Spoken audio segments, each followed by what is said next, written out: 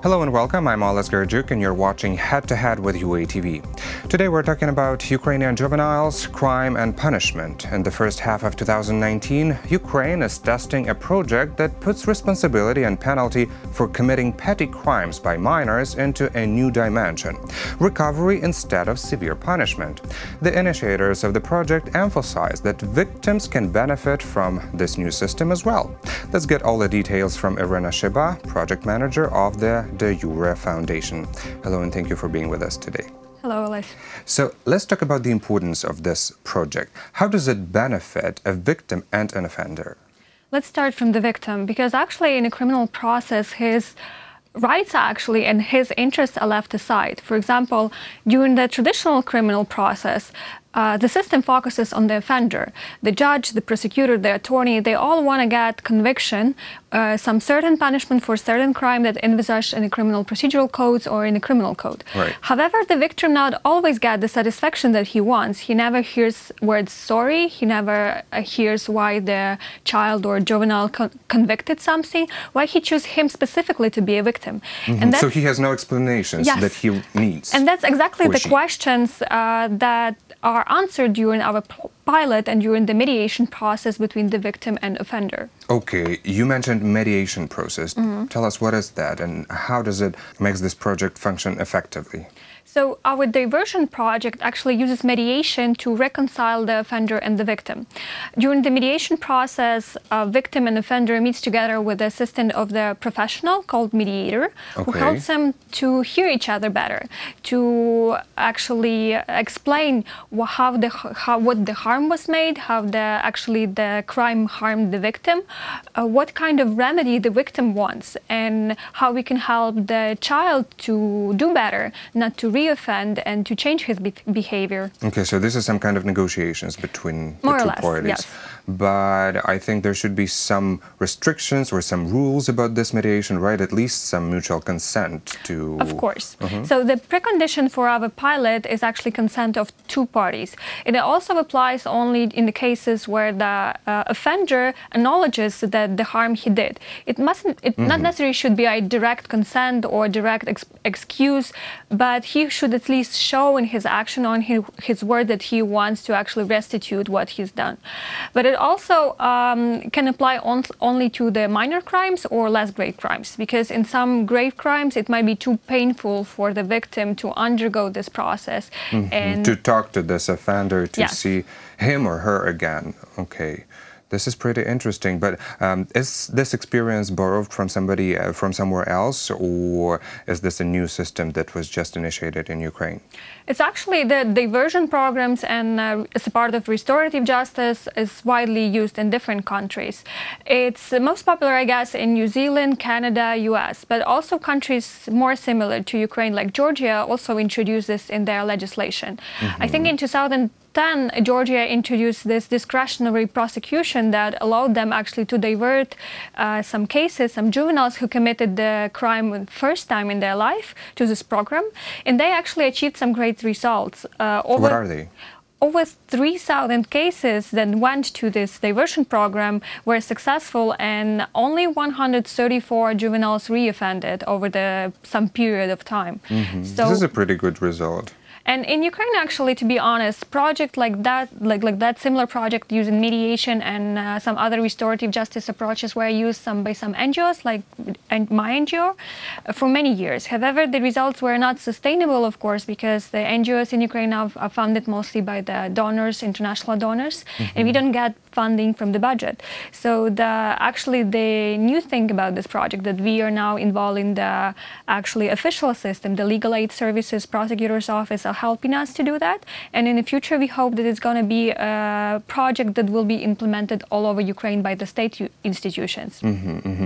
But it's interesting the fact that we do have to involve some people called mediators in this process. And where do we get them from? I mean, do you train these people? Are they lawyers? Are they psychologists? Are they some social workers? Who are these people? So actually anyone, both lawyers to psychologists, can become a mediator after some training.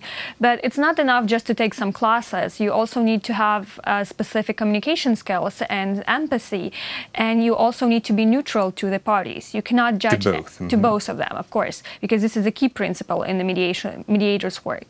So yes, our organization, together with the Institute for Peace and Common Ground, trained more than 80 attorneys from legal aid system to become mediators. In this case, legal aid will have register of mediators that they can involve in cases. The task of the legal aid, of course, will be to check if there is a conflict of interest, if this mediator has enough of expertise, and also to assign him to the case. And then afterwards, this attorney will not be able to represent the juvenile as his client. So in the future, he does not use information that he got during the process to help him or to actually make the situation for him worse. This is very interesting. As far as I know, you launched this project in January. How many mediators do we have up until now? It's hard to say. I think it's more than 20 already, because not everyone who went through the mediation training got successful results and successful grades. However, for the 6th region that involved in the pilot, which are Lviv, Mykolaiv, Donetsk, Luhansk, Odessa, and Kharkiv, for each of it we have at least 5 mediators. And for starters, it's enough. Okay. Why exactly these regions? We were actually to pilot and to test the model to check if it's working good. We needed to choose regions from all territory of Ukraine, but we were also looking on the places where the criminal rate is the highest, so we would have enough cases to test, where there are legal aid centers and platforms to organize a meeting of the parties, and where some previous experience of mediation projects. So people and general public would know already about it and would trust the project. How long can this process of reconciliation take to complete? It's hard to say. Each case is different. Sometimes it's enough for the mediator to have preliminary meetings with the parties for 1 or 2 meetings, and they meet together, and it can take hours, but it can also take few days. It depends on the so case. It's pretty fast. Yes, but what goes... Not like for months, negotiations. No, the mediation process is quite short if the parties are prepared enough. And it also, we have some constraints because of the current legislation regulating the criminal procedure. However, what goes after mediation takes so much more time. What goes after the mediation? And after mediation, we also continue to work with the child to help him re-socialize. During this diversion project, we also involve psychologists and probation officers to make the psychological analysis of the child, to check what risks he has, what actually forced him to commit a crime. And then this person should recommend what kind of programs he needs to undergo.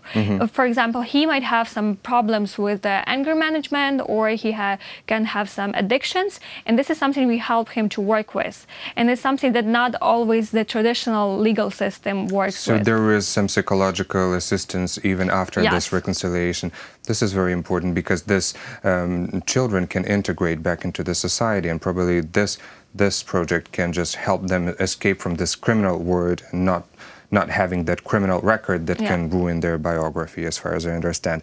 So just to conclude this conversation, because we are running out of time, are there any risks about this project? Are there any cases when teenagers want to take advantage of this project? For example, if they were already guilty for some crime, right? This is a one-time chance for the juvenile. If he or she committed the crime in the past, he cannot be a part of this project. This is something the prosecutor should check before diverting the case. However, there are also other risks, and this is something that we want to check by the piloting before they actually setting this system in the legislation. For example, yes, juveniles might want to use it as a possibility to escape the punishment. But they need to understand that it's also about taking responsibility, and punishment might come in different ways. It's not necessary to send the juvenile to the prison. He might just help a victim in something, like teaching him English, or teaching him how to use his computer, or doing some social work, or doing some volunteering in different centers. This is very interesting. Well, let's see what results will bring this project after 6 months of its implementation here in Ukraine. Thank you so much for your interesting comments, and thank you for coming today to our studio. Thank you for inviting me. That was Iryna Shyba, project manager at the DEJURE Foundation. Thank you for watching Head to Head. I'm Oles Gardyuk. Goodbye.